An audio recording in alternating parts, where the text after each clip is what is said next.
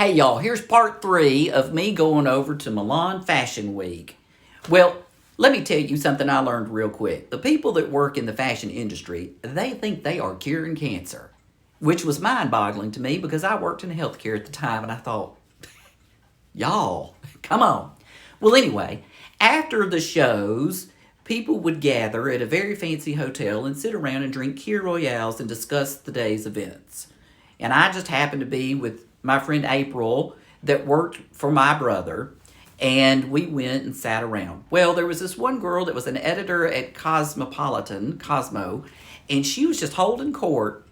My friend April leaned over and she said, Charlie, I went to college with her. I've known her for years, but she will not even acknowledge that she knows me because I'm just a lowly assistant. And I thought, well, that's rude.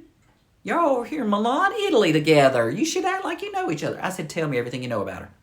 So she did.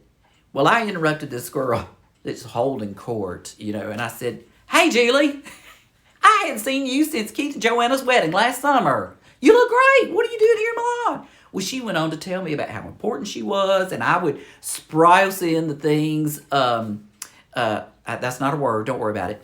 I would throw in things that I knew about her, so she thought that we must be super best friends, but she couldn't remember for the life of her who I was.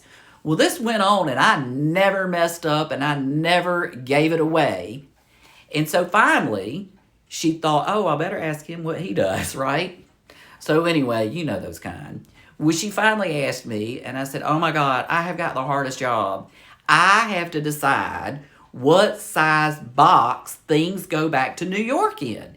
And it is so complicated, because sometimes it goes in a tube, and sometimes the box is too big, and sometimes, I don't have enough tape, and it is stressful trying to figure out, how to get it back to New York. I just don't know how I'm going to do it, but I've been making it work, but I've been running around like a chicken with my head cut off. Well, she was mortified that she had just spent all this time acting like she was best friends with somebody whose job it was to mail things back to New York City. She was so embarrassed. Well, my friend April, she kissed me full on the lips, and she said, I will love you forever for that. And that is one of the best comeuppances I have ever had the opportunity to do to somebody.